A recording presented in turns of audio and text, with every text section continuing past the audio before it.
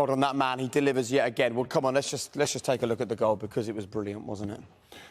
Well, what one do you want? Which one would you like to share with us? You're in charge.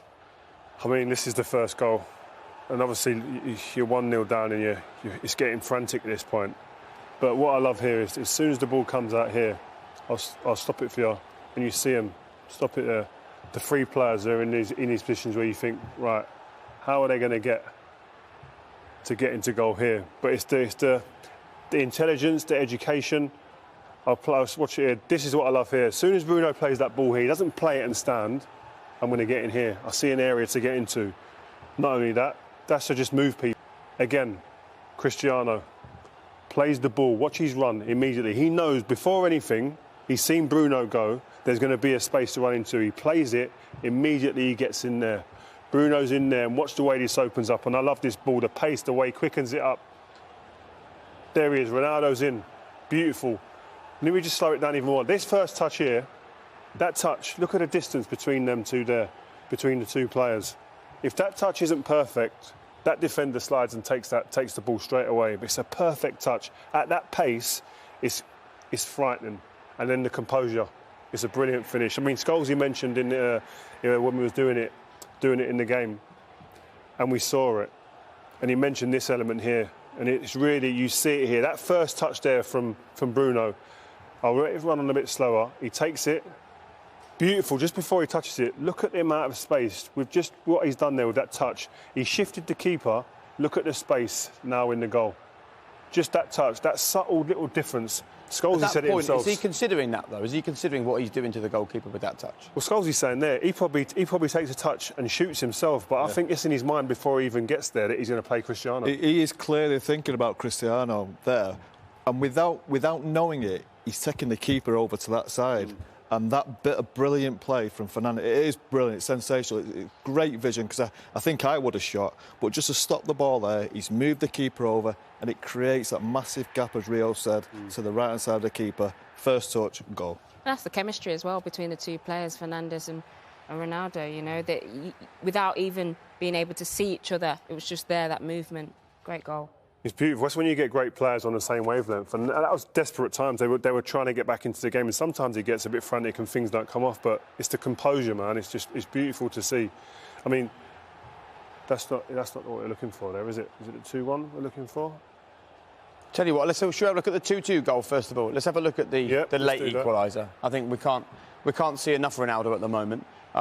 It was a brilliant late goal, Paul. Yeah, it was a fantastic goal, wasn't it? And this is what he's been doing for, 10, 15 years now.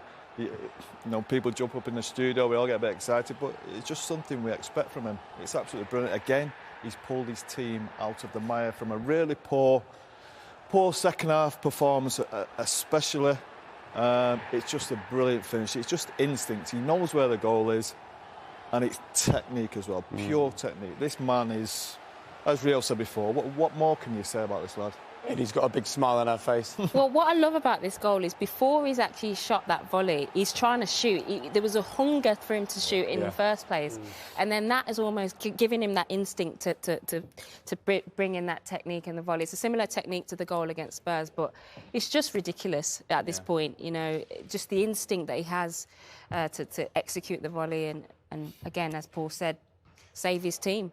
I think the touchscreen wasn't playing ball because it wanted us to see Ronaldo in all his brilliance. But the point you were trying to make was that they needed that brilliance because this is what was happening at the back for United. Yeah, and we saw it. United were in disarray at the back multiple times, this Atalanta team, we have to remember, who are very good going forward. They score goals.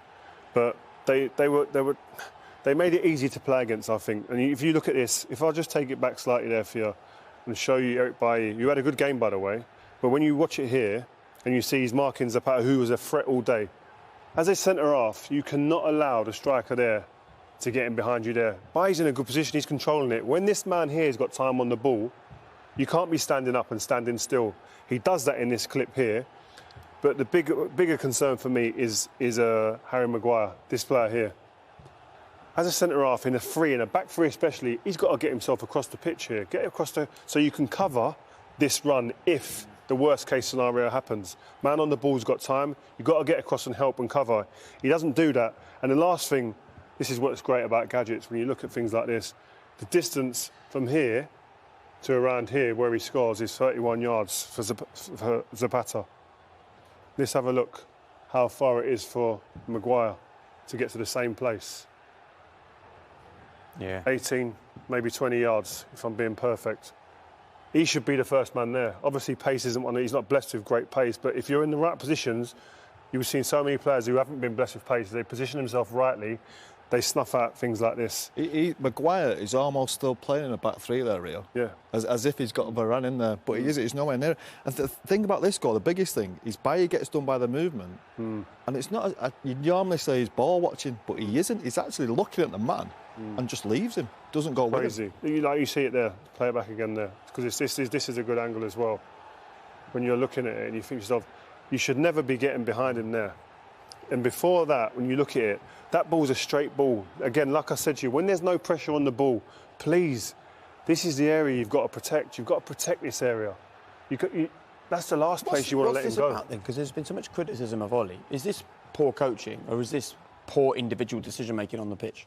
You have to remember, Real, this lad hasn't played any games. Yeah. He's probably played 2 games this season, international games. He's not played 1 game for United. OK, probably shouldn't excuse it because he should be ready. And I think he's an experienced player in there. And if he knows he's going to get done like that, I think if Rio was an experienced player, he's looking at him, he's going to get it done. Just step across him. Yeah. Stop it. You stop it at source. But I always look at this as well, because I remember myself in this position. I would always say my defensive partner, this is my defensive partner. I have to be connected to him. That gap's too big.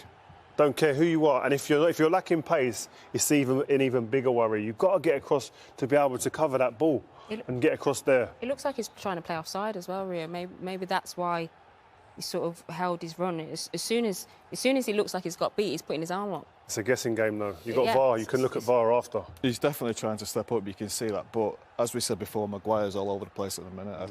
As I said, I don't know if he's carrying an injury, whether it's a hangover, but he's all over the place. He doesn't get close. And what do you say, Lady? He had a 10, 11, 12-yard start on him, and he still can't get back at him. Lacking quality or lacking coaching? I think them situations, that's like you say, experienced players should know that. That's bread and butter. Right. And I don't think you can put that at the doorstep of the coach. Right. OK, well, there you go. The decision was made. The performance tonight might have been underwhelming, but 2 brilliant goals from Cristiano Ronaldo means that Manchester United have their fate in their own hands. Win the next Champions League game, they're through to the knockout stages. Here's Ole Gunnar Solskjaer with Des. Ollie, how does that feel? It must feel like another escape. It's a tight game. Flows both ways. There are 2 goals, very tight. Hoping for offside, of course, for the second, or first as well, because I think he's offside. But that's, I think he interferes with David's view. And the second goal is very close, good pass, good. But Cristiano is just incredible. That's what he does. If there's anyone you want the chance to fall to in the last minute, and a difficult chance, he keeps his eye on the ball. His technique on that volley is incredible. I seem to see if your facial expression when you were talking to Gasperini afterwards was essentially that. Yeah, that's what Ronaldo does. That's football. It's no one can question the character of these players, because they just don't give up and they don't give in and they keep going. And yeah, we had to make a few changes and they worked. You're looking for improvement in that first half, weren't you? There's a lot of sloppy balls being passed around. You were looking for more width, but then it suddenly clicked for the goal. The goal was a proper team goal, great quality on the passing. 4 or 5, 6, 7 passes before that little last exchange as well. So that was the first moment that we really played the football that we should do. What was going wrong? Because we talked about that before the game. Don't give them the early goal. Keep the tempo up. As you say, sometimes you don't plan to concede a goal. I still think he's offside, interferes with David's view, and normally he'd save that one. And you're at a difficult place. The atmosphere was electric, and they're a very physical, aggressive side with what's hard to play against. It didn't help losing Varane. No. What was the early diagnosis there? And you had to go to a back 4 as well. No, he felt his hamstring.